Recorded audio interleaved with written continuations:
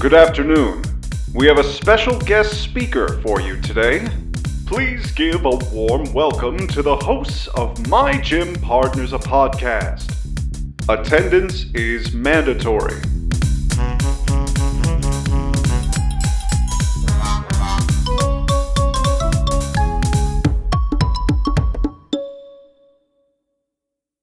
Bullshark, porcupine, I don't know what. Doing this podcast a pain in the... Link, he come to town, come to save the Princess Zelda. I got and took her away, and I was having no play, but Link saved the day. Hallelujah! That's a fucking System of a Down song. Isn't that a crazy thing that they made? Hey, everybody. I did not know that, you know? You didn't know that song? First time reaction here.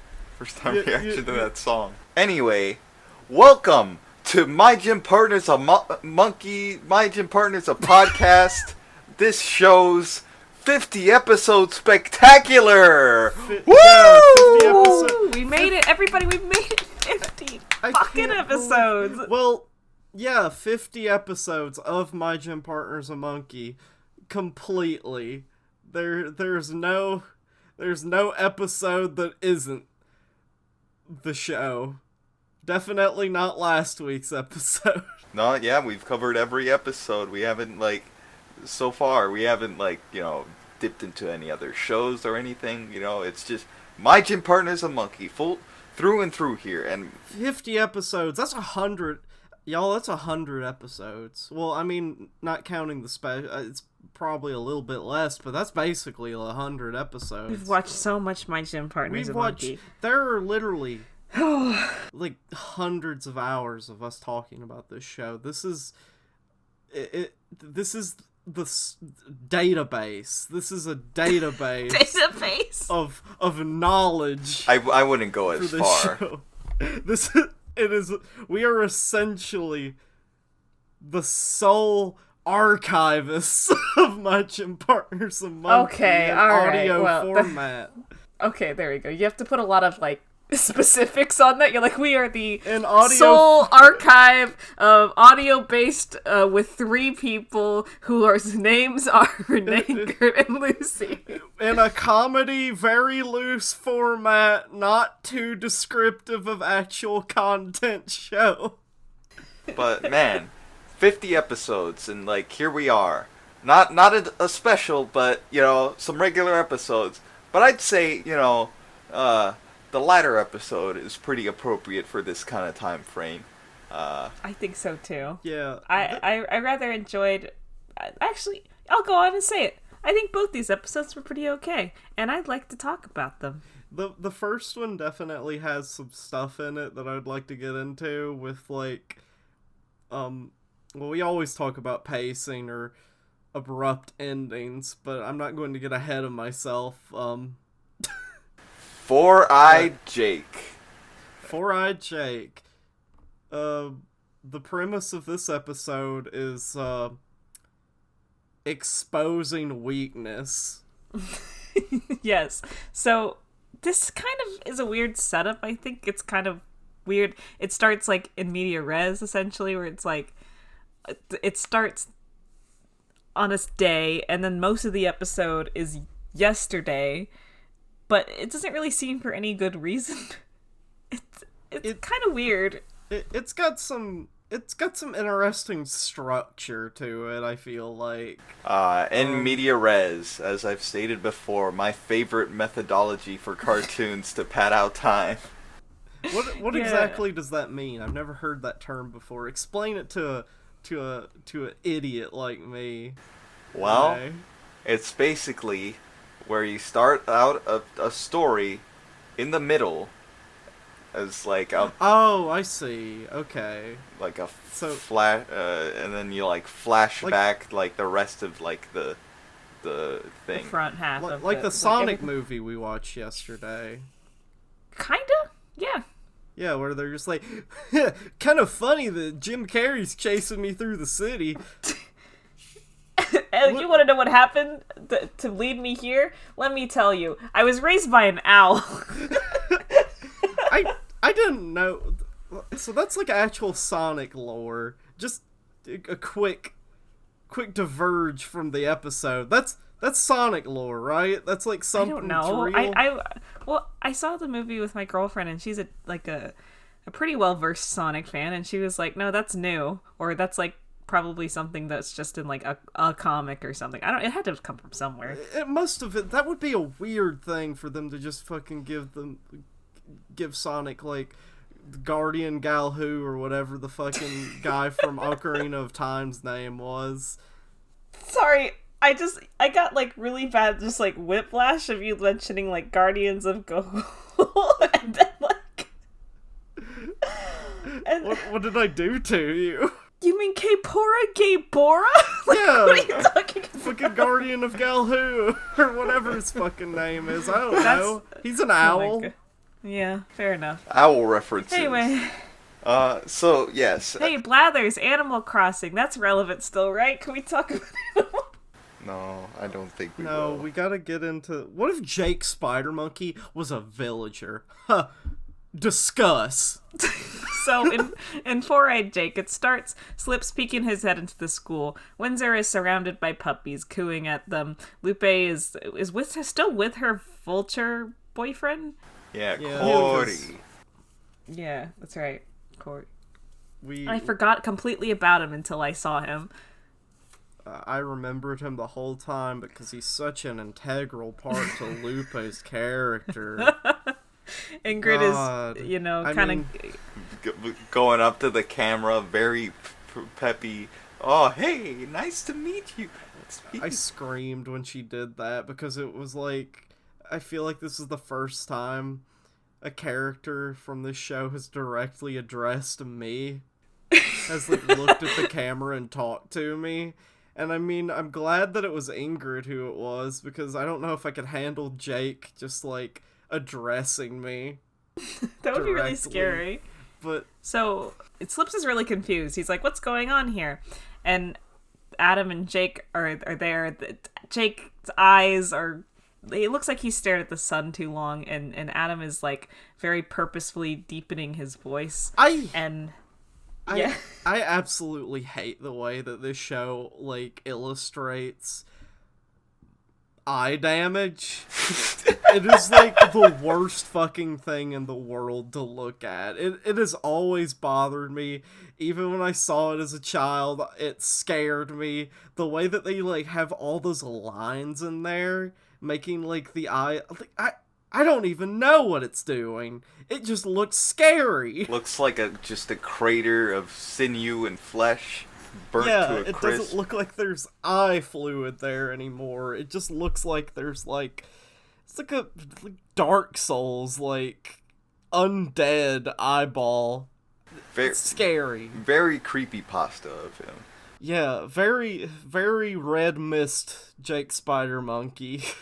Adam explains that, oh, you know, we're just trying to overcome our weaknesses. You remember yesterday we talked about this? And Jake is like, yesterday, and kind of has like a flashback. And that's where we start the actual episode. Yeah. I don't know why they did all that, but we get back to it later, I suppose. So like Sort of. restarting our like concept of the episode. Oh, okay, we're starting here. Like, what's the first thing we see? Jake shits in the faculty lounge. Yeah, Jake shits in the faculty lounge because he can't read. Well, like. Well, hold on now. Way to spoil the plot, Gert. He shits in the faculty lounge. It just doesn't. I'm presuming so sorry on the spoiled the fucking surprise of why he shit in the faculty lounge. I'm so fucking sorry I gave it away. I didn't know we had some build up to get to that point. we do. Look, it's so cleverly layered. Look, we start out with something that we think like, oh, that's a bit far for Jake, but like, I mean, it seems like something he'd do, right? I don't know. Let's see what came of this. Principal Pixie Frog, he calls them to the principal's. You're too early. You're too early, Gert. What? I'm slapping you. You're jumping ahead in the script. What's wrong with you? I don't know, Mike. You fucking get. All right. You know, actually, to be fair, I understand the confusion, because so it cuts to them in the lunchroom, Adam and Jake, and there's you kind of get the sense that, oh, Jake is having can't read the lunch board that says what menus are. Actually, he's not even attempting to read that. He's reading the creases in somebody's butt, and so you get the sense, okay, Jake's either gone fucking completely off his rocker or something's going on here. And then Principal Pixie Frog calls him to the office and is like, I really like this bit here. He's like, Jake to the principal's office. And you know what, Adam? You might as well come too. Yeah, but my brain just kind of defaulted to that point, because that's where it was a little bit easier for me to pay attention to what was going on. I feel like a lot of the beginning of this episode kind of glazed over. I just glossed past it. That's why I'm saying it's totally understandable, because the beginning part of this kind of quote flashback starts with Jake using the faculty bathroom, and then Principal Pixie Frog is like, oh, everybody's complaining about you today, Jake, and then he kind of does a little you did this, and this, and it shows you what he did, and it shows him leaving the faculty bathroom again. I mean, the faculty break room again, and it's what? We just saw that. So it can be a little confusing. But we're getting the sense that there's a pattern here. He's using Mr. Hornbill as a coat rack. He used the porcupine student as a comb. He fell down some stairs that were obviously marked, and then there's something wrong with him. As Adam said, he pooped in the faculty lounge. There's something up, and Adam's the one to realize that. I think he needs glass. I don't think Jake can see. What do you think hurt Jake's eyesight so? It could have been anything, but it does explain why for that one episode when he sat in Coach Gill's bowl, he thought it was Adam the whole time, because he just can't fucking see. He couldn't tell. God. It does kind of explain. I feel like there have been points in the show where we got kind of a perspective from Jake's eyes, and it was kind of blurry. I don't know if that's real or not. Did my brain make that up?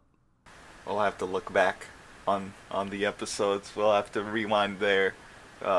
Late night My Gym Partners a Monkey watch session. All right. All right. Yeah, get your popcorn.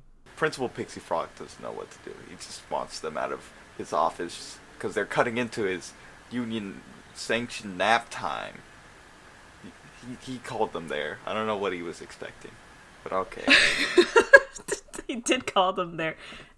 Adam is like, oh, my uncle's an optician, Jake. We'll get you taken care of. But Jake is so against getting glasses because it's he sees it as a weakness, and he's like, oh, herd animals, they sense the weakness and they'll leave you behind, they'll shun you. And I kind of thought, you know what?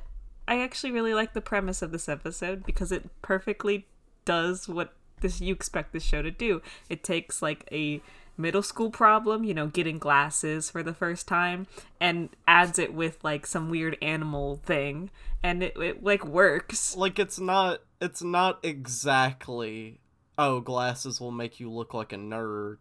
It's glasses. I mean, that's there too, but it's glasses are a weakness. The animals know that your eyesight is bad. And yeah, it's kind of funny. Would this be hurtful to watch as a child who needs glasses? Maybe. I don't know. My eyesight's perfect, so I wouldn't know. Yeah, my eyesight is incredible. I went to the doctor and I saw all those little letters. What about you, Renee? How's your eyes? My eyes are pretty good. Yeah. All right. Everybody high five for good eyes. High five. Man, I love having good eyesight. I like the stupid monkey. I'd like to apologize on behalf for our treatment of our far or nearsighted audience. We hope we haven't alienated you with our seeingness. Yeah, I just want to be so clear with y'all that we will not abandon you if you are nearsighted or farsighted. We will not isolate you. We will continue to fight for you. Wow, so, that's so amazing. Yeah. We're Jake Jake gets glasses. It's whatever. There's a shot of the what are they fucking called again? I always forget what they're called. The spiffies. The spiffies. Like, yeah, like, you know, like, Jake's like, oh, I'm gonna look like a total dork, and I'm just like, oh, come on, like, you know, whoever, like, it ain't so bad. Nobody's gonna, like, make fun of you for, like, wearing glasses. It's not even a thing. Jake points at the spiffies, of course. The prime examples. And apparently Jake had a dream of wanting to, like, be doing doubles in tennis, and Adam's just like, you don't even like that game. You'll be fine. You don't even like tennis. Let's get you some glasses. Let's just get you some glasses so you could fucking see. So Jake has glasses in the lunchroom, and I think this. Hi guys. He's like, wow, I can see. Wow, he's like so happy, and Adam is like, I guess I can only assume subconsciously shunning him, because he's like, no one's gonna shun you. That's horrible. That's not gonna happen. And then the next day, he starts doing it just like automatically, as if he's really just accepted animal culture as like. It's like osmosis, you know? He figured it out. Like it's like Jones over here. He's like fucking. He's just completely. He's so cold. You mean Jones as in Osmosis Jones? Am I getting that right? Is that correct? We're moving on from this, Renee. Okay, all right. I was just making sure. All right, but Adam is like very unenthusiastic about Jake's new glasses. Jake's like, "Hey, can I sit next to you guys?" And he's like, "Oh, and he just kind of slides his butt over the extra seat. And it's like, there's no seats. I guess I need 2 seats today. Sorry, Jake, you're gonna have to go." Y'all, I don't fucking miss this. I just want to add, I don't fucking miss being, like, a kid who has nowhere to sit during lunch. God. So you have to, like, ask people, or, like, just kind of sit, like, in an area. Like, I remember there are times where, like, in middle school, I, like, didn't really sit with anybody during lunch, because nobody liked me. Ouch. But yeah. That's okay. Eventually I was able to convince my bullies to be my friend. Man, That's middle good. school's fucked up. Yeah. But what an awful feeling to just have to, like, be like, alright, where am I gonna sit? I hope the people that I sit next to don't, like, get up and leave. I'm sorry, Gert, but I had a lot of friends in middle school. I don't know what you're talking about. No, you gotta know, right? It's okay, Gert. You know, if in those situations, you just have to learn to enjoy your own company. Or maybe if you sit, like, really far away in the corner by yourself and you look, like, really sad, then maybe some, like, popular girl will walk over and sit next to you so she can get some, like, good karma points. I had popular girls, like, sit next to me and stuff, but they wouldn't do that. They would just tell me to say things because they thought my accent was funny. So that's kind of what happened. This is so sad. Come on. And, like, I would blush, and they're just like, "Why are you so weird?"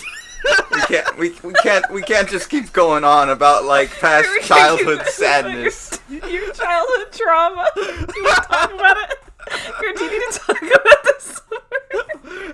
Why are you so weird? Look, we can't go on about this. I'm sorry. We'll talk about this later. Yeah, great. We can talk about it later. Okay. Where were we? Adam has been absorbed into the herd. Adam's basically just like subconsciously rejecting Jake. Jake starts like crying, he runs off, and they're all like, wow, what a big baby. And then Adam kind of like snaps out. Witzer says, what was it he says? What a weak little baby. Like he's crying, he's like distraught. And Adam kind of like snaps out of it. He's like, oh wait, like why am I doing that? Like, and they're like, oh, I guess you're like finally like learning stuff, you know, about animals. And he's like, even when I learn something at this school, it's wrong. I like these sort of episodes that feel like they're getting somewhere, they're progressing, like with the state of Adam in this school. And here's like a pretty good marker of that, where he's he's like learning the bad stuff of like being an animal, the cruelty, the indifference to your fellow animal.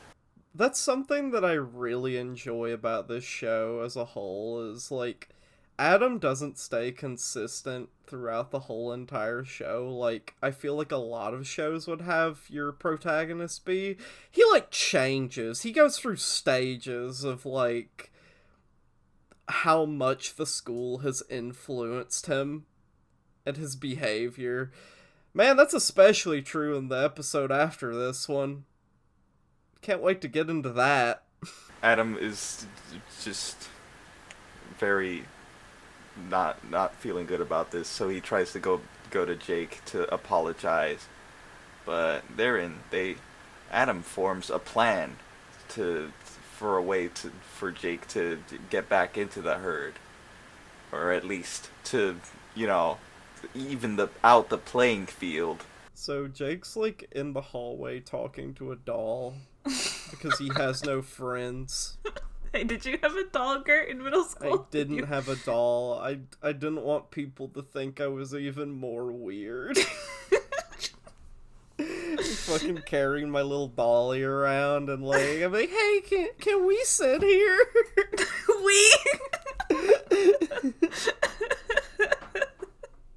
So Adam like apologizes like very genuinely, which I think is nice. He's like, I'm sorry, that was wrong of what I was doing to Jake. Let's, you know, I have an idea.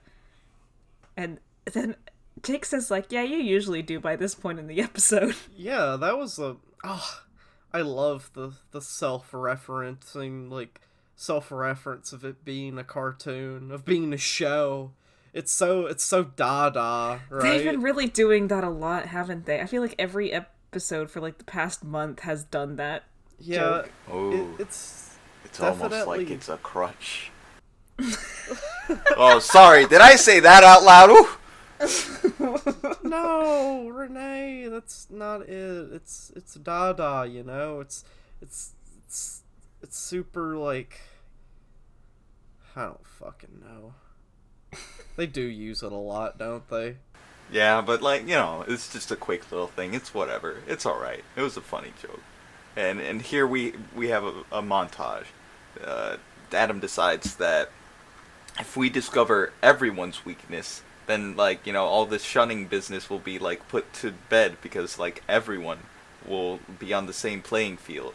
So we have a montage of them like, you know, spying on like their friends in the pack. Windsor is afraid of puppies. Apparently. Yeah, I guess. Like I guess that's something random to have as a character weakness. They keep going back to Slips, but they don't really notice anything.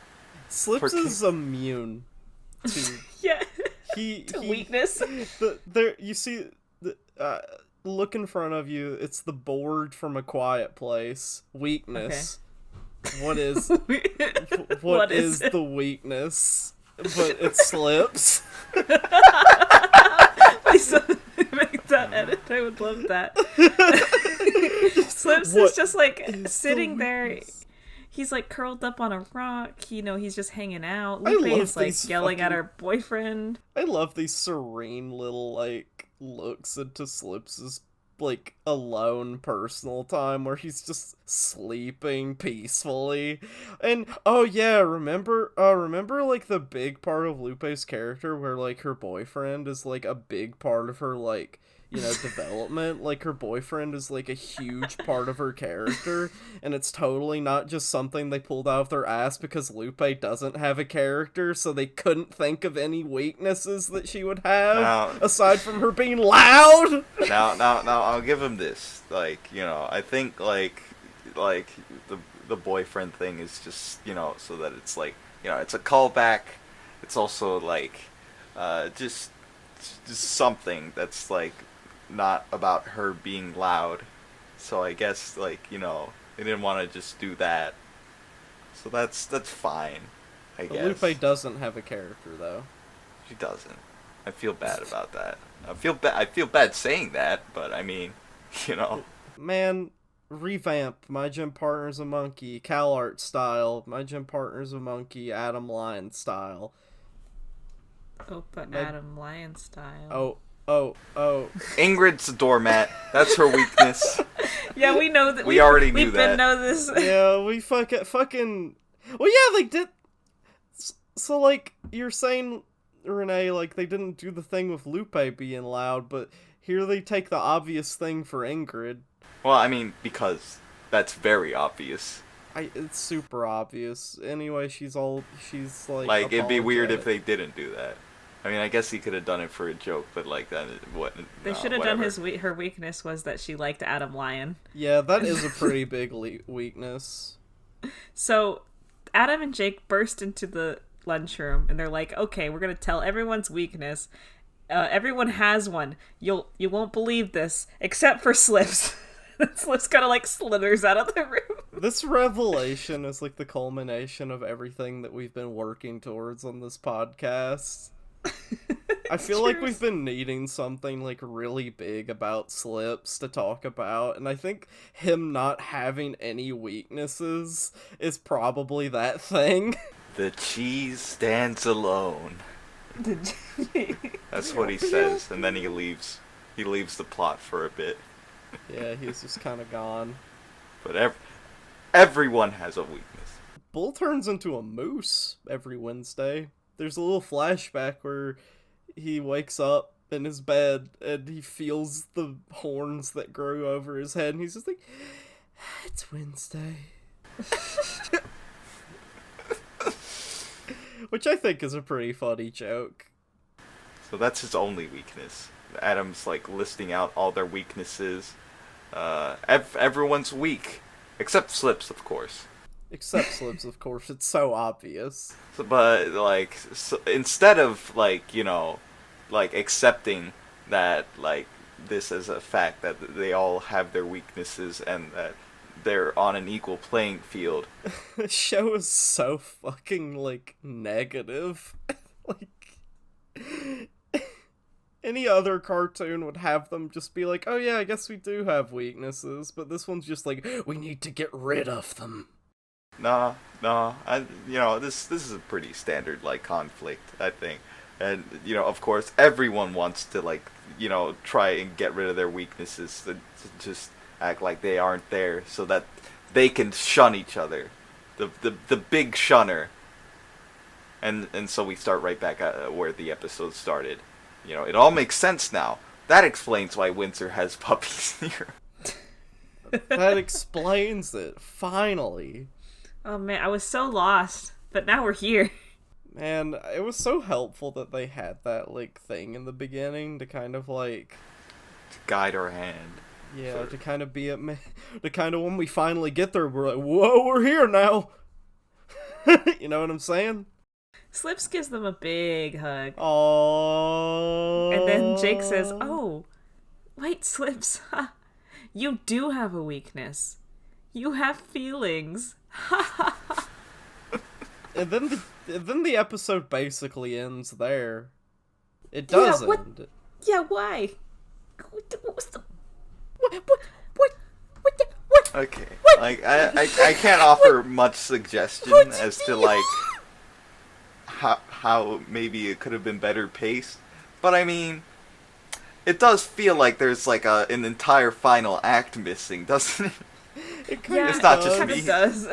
Like, it feels like the payoff was supposed to be that we found out why they were standing in the hall at the beginning of the episode. That was supposed to be our payoff, but it wasn't. We already know they, like, did it.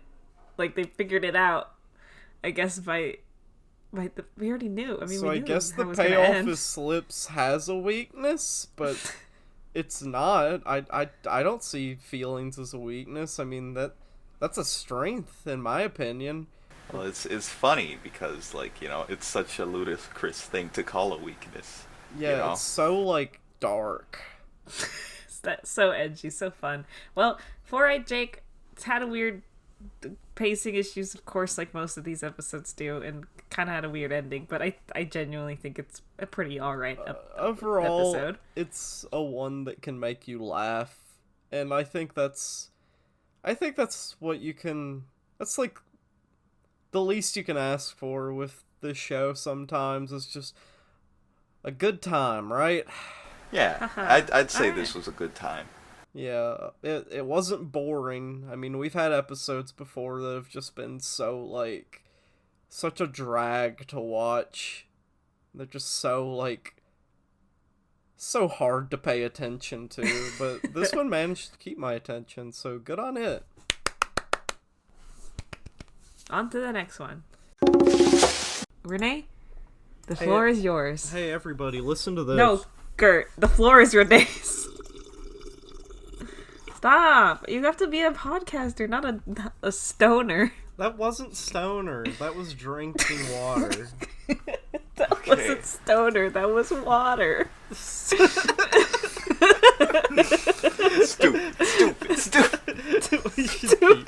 Stupid.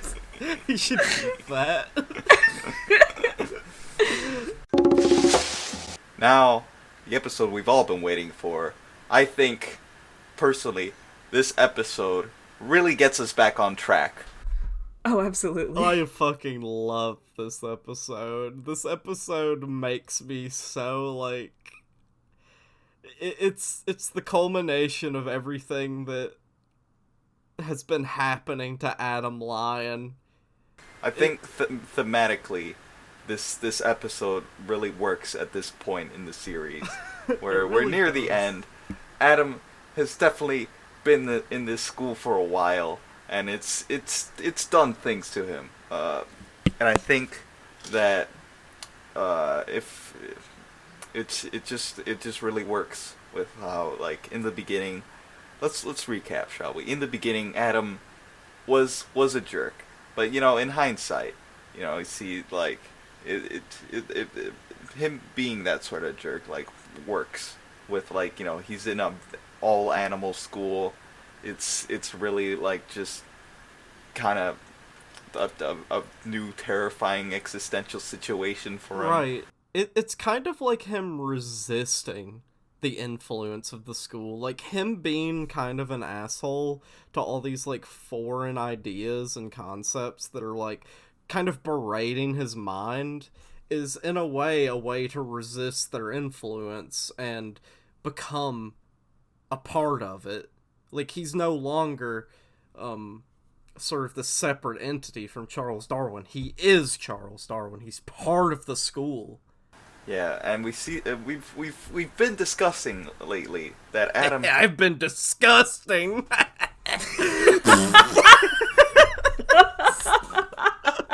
You know what? Thank you, Gert. Thank you for reminding me that we're talking about my gym partners. I guess we'll get on with the episode then. Sorry, Renee. No. We should start now. We start, and it's midterms at Charles Darwin Middle School today. Ooh. Today. Oh, today. We see Adam in various classes. First in Miss Chameleon's class, he's doing his animal calls, and he's doing them like perfectly. Like he's roaring and he's making dolphin noises. Yeah, he's like that fucking guy who gets hired to do noises. Mike Patton? Is that the guy who can make like siren noises perfectly? And I'm just thinking about Mike Patton doing like those like guttural like zombie noises for like Left 4 Dead. It's terrifying. Oh yeah. oh god. Miss Chameleon tells Adam that he would be great voicing a cartoon. And Slips goes, "What's a cartoon?" And then Windsor says, "You're sitting in one." Again, another just meta joke for all you people. Oh. It's Jake's turn to do the midterm, like his like animal call, and he picks up a cell phone. And he's like, "Hello, animals." And Miss Chameleon says he'd be perfect for writing cartoons. Classic self-deprecating cartoon writer / animator joke. I'm here for it. Jake is like, "Dude, is that even a real job?" Which is kind of funny. Maybe, we cut to like cartoons don't exist in this That's place. ridiculous. Oh, They must. They Captain do, Clowny Bert. is Don't. definitely a cartoon. What if Captain Clowny's real? What if he's not fantasy? Thought experiment for another time, I think. Yeah, possibly. Do that with your friends. He builds a beaver dam, like really good. He's like you have to imagine at this point Adam Lyon is not how we have come to see him most of the time. He is like feral. I use that word lightly because I know it's been overused a lot lately, but that's the only way I could use to describe it. He is literally absolutely feral. Like you can see that like throughout this episode he has like an off-model sort of face, which I thought was really funny. This face that he has. He looks like a completely different character. he does. He has Sharingans. You mean red eyes? You mean red eyes, Kurt? Is that what you mean, red eyes? Sharingan? Red eyes? Mangekyo Sharingans. He Only see blood when a ninja cries. Only see blood when a ninja cry. His eyes are like this because he's awakened his like potential. Finally, he's like even more animalistic than anybody in the school right now. Adam pulls off Mr. Hornbill's horn. There's a bone under there, And there's like a bone sticking out and like meat around it. That's not how those work. It shocked me. It shocked me how quick that was. It was like that part from that found footage movie, Lucy. You can't reference a very specific found footage movie and expect people to know what you're talking about. Well, there's a part where like somebody just gets taken, and it's kind of like that. Okay. Oh wow, it's very relatable. Oh, come on, give me a break. Anybody? The tunnel? Anybody? but that part did terrify me. It was funny, but also It's like really, really scary. God, he's got meat on that, around that bone. It's like, it's kind of disgusting, like the way the meat is like pink. I don't know, something about that makes it seem more vile to me. Like the way it's just like this like kind of like fluffy pink meat. It looks like ground beef under there with a bone stuck in it. It's really gross. It's super gross. But yeah, Adam just kind of snatched it away, and Mr. Hornbill's like, good, and then he falls over because he's like probably in pain, a lot of pain. I'd say more shock, really. Yeah, he'll feel Blood the loss. pain, but not yet. They're in the lunchroom and they're all kind of impressed with Adam, like, and Jake explains, oh, he pulled a bunch of, all-nighters. He's been studying for like he hasn't like been sleeping. He's just basically become full animal at this point. What is studying like for like these classes? What is it like to become an animal? I imagine it's just a lot of practice. of doing these things, like animal calls or building a dam in your backyard or something. But Windsor diagnoses Adam as being a full-on wild boy. And Jake is like, oh, I've always wanted a wild boy of my own. And there's kind of like shimmers as if he's like daydreaming. But I think the events in this quote daydream actually like happen. It's left unclear. Maybe it was vivid enough for like Jake to believe that it had like actual realness to it, you know? Like maybe the dream was so like vivid in his mind that it was essentially like it might as well have happened anyway. There's like a flowery field and he and Adam are like running around in it, but Adam's running on all fours. Like he's at a dog show. Adam has toe beans. Yeah, they look at his hands and there's like toe beans on there. I don't know. Paw pads. I was going to say, what are their actual names? Got paw pads. And then it kind of cuts to Jake standing on the side of the road with like a leash, and Adam's like running around like off the leash. And here, at first, I wasn't sure about this episode. It's right here where the episode really just got me, because who of all people but Carrie walks up to Jake once he gets him back on the leash, and they just like talk, like Jake and Carrie talk for a little bit, and it is hilarious. Like, it's really good. They never really get to talk like this. Like, it's so casual, like, they know each other at this point. Like, Jake is just like, yeah, he's a wild boy now. He's feral. And he doesn't even, like, say that directly. He's more concerned with, like, you know, him not winning the wild boy competition. So I guess it did happen, because he's pretty sour after like he lost that in his like dissolve flashback. But Carrie's like very like concerned, obviously concerned, asking if Adam still remembers about the junior debutante ball. My initial reaction to this was I thought it was going to be embarrassing. But it wasn't. Who's going to be embarrassed, right? Adam doesn't care. He's a wild boy now. He's a wild boy now. It's just kind of like a discussion of like, well, we're stuck with him like this now. How can we make the best of it? Like, there's a line delivery here where, like, Carrie's like, are you sure you can, like, get him, you know, acting all right? You put him in a tux, and he's like, are you questioning my wild boy training? like really soft and, like... Are you questioning my wild boy? Like, he's really, like, there's, like, seething anger in there. Yeah, he calls Adam an idiot. Yeah, like Adam like chases after something, or I forget exactly what it was that he did, but he just goes, idiot. It's really funny. So Jake has to get Adam presentable for the dance. The junior debutante ball. Yes. Junior debutante ball. So Jake takes him to the gym with Slips and Windsor, and he's going to school him on a human behavior class, essentially.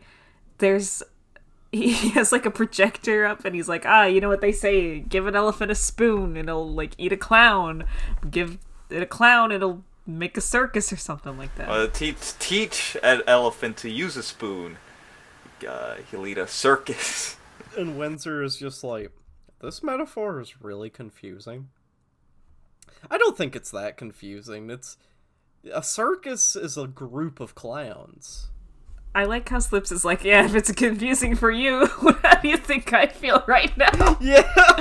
There's just a lot of really good... I feel like the writing in this episode was really good, and that's probably why I liked it a lot. Yeah, there's a lot of good back and forth between characters, I feel like.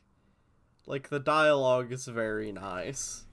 Yeah, it's like very natural sounding, I think.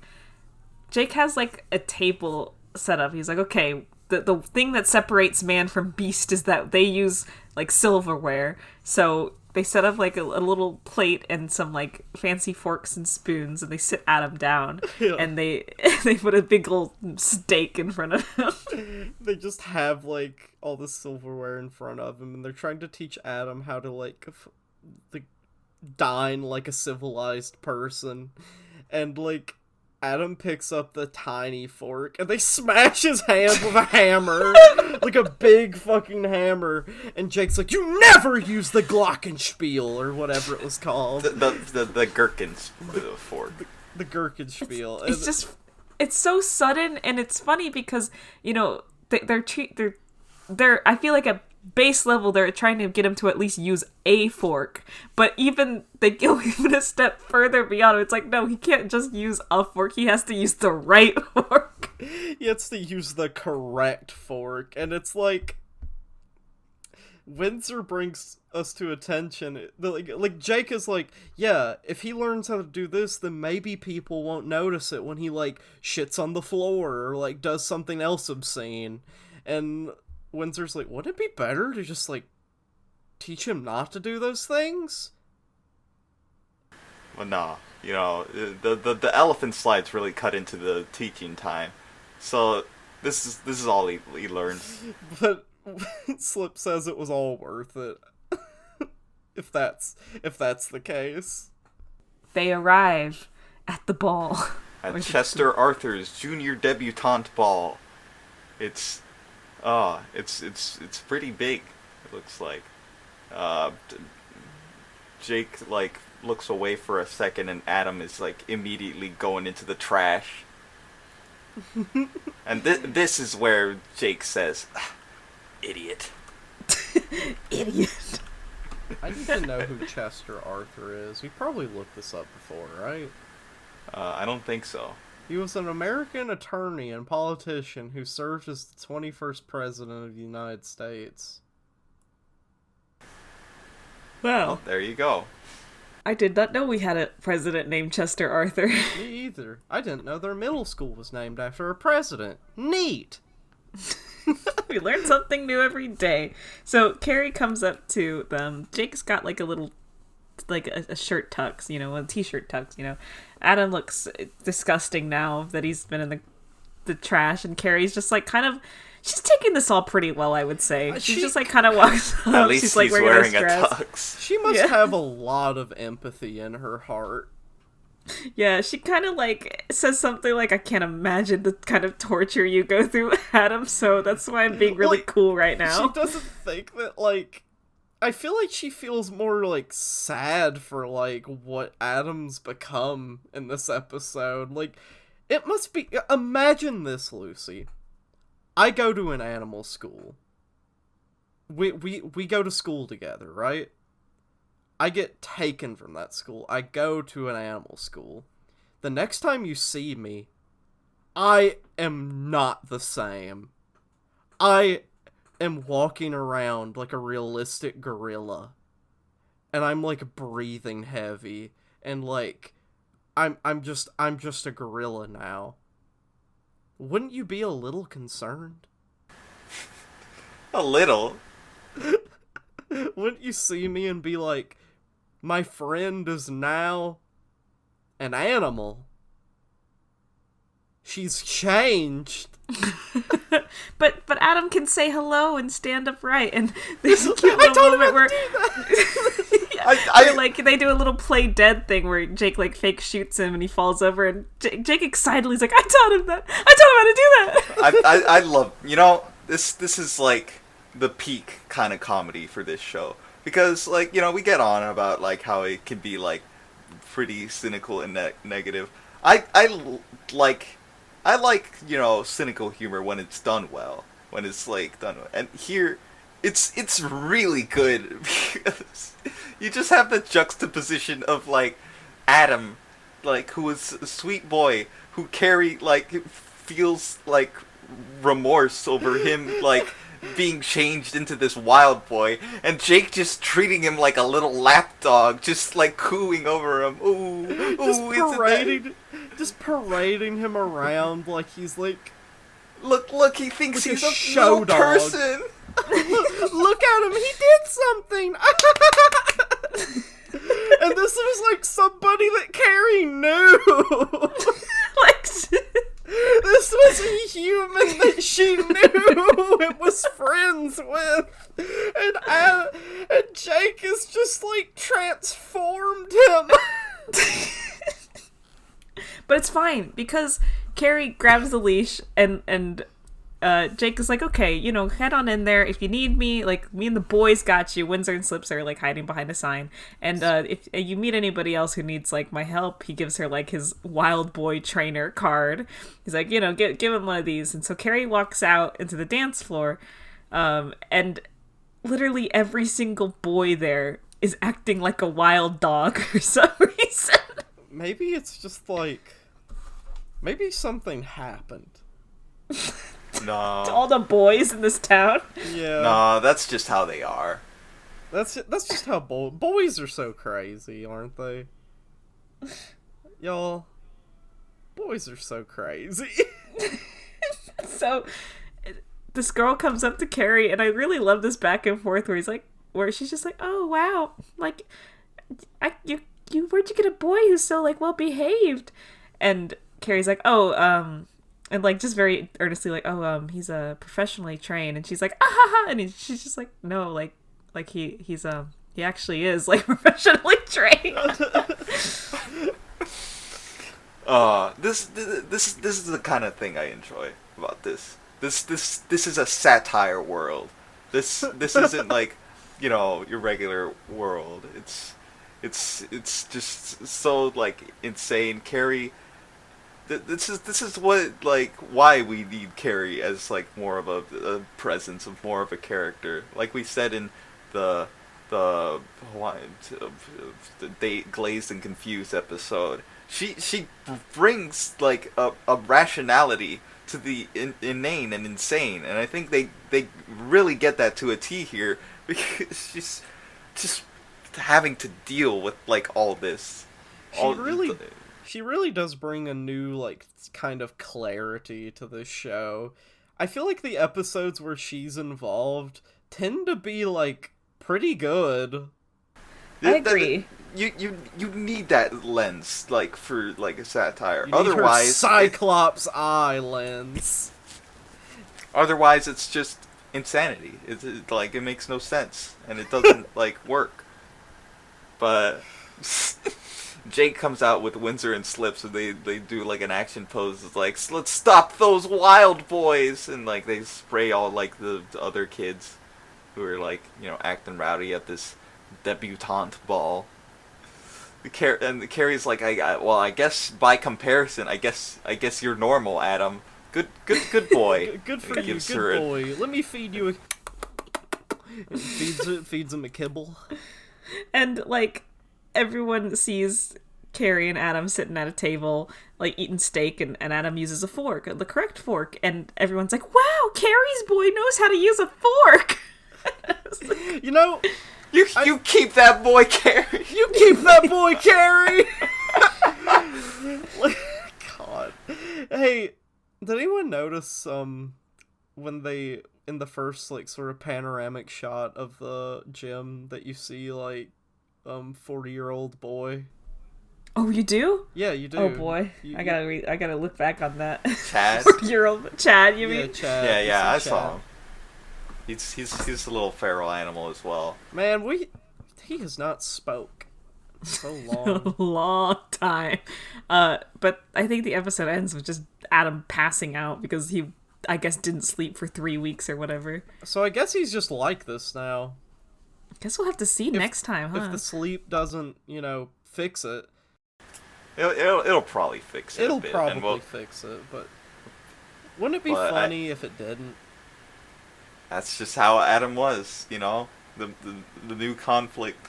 What if that was like the plot of a reboot of My Gym Partner's Monkey, like a reboot sequel?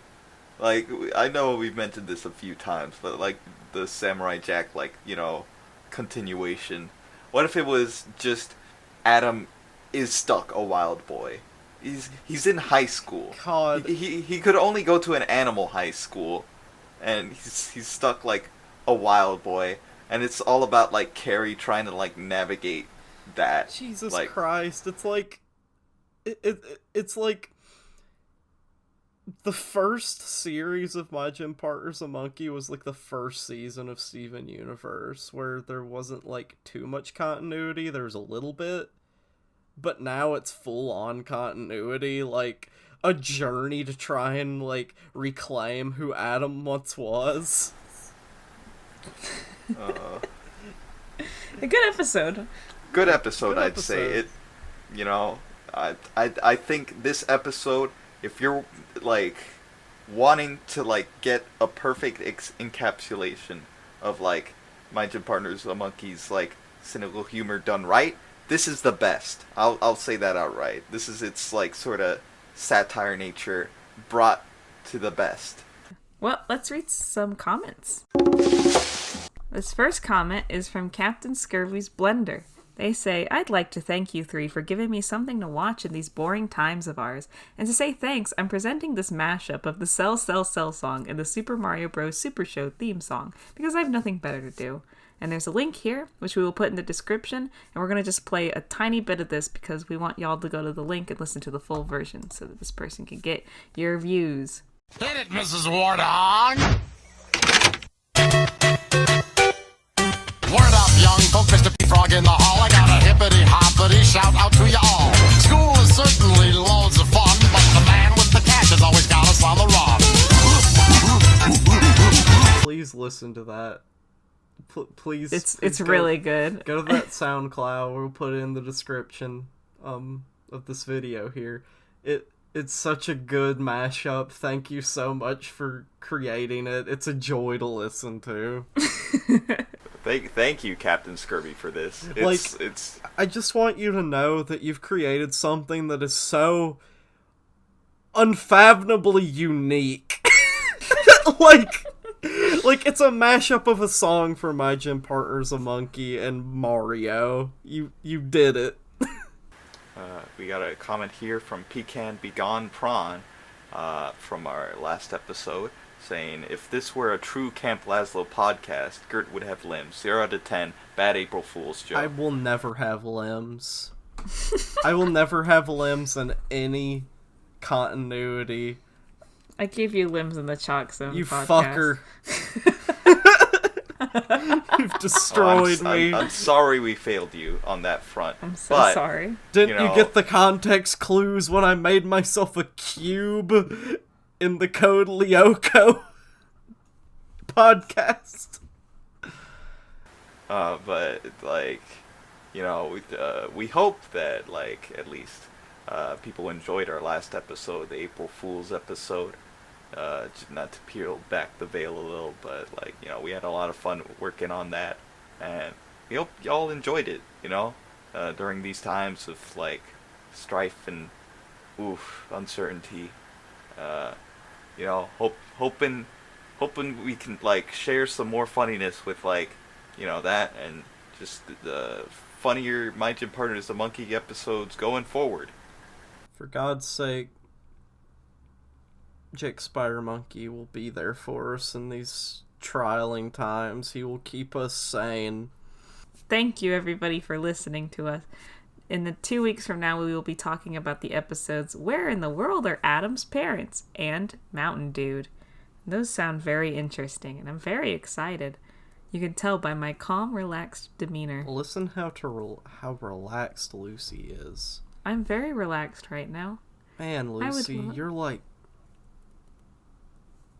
Wait, I see through you. Why do I see through you? Goodbye, Gert. You have to been eat. So nice. You have to eat food from this world, or you'll disappear. Oh, okay. As always, I am Lucy. I'm the Gert, And I am the Renee, and this has been the 50th episode of My Gym Partner's a podcast, and there'll be 50 more. No! No! See you later. sequel series. We review them all over again.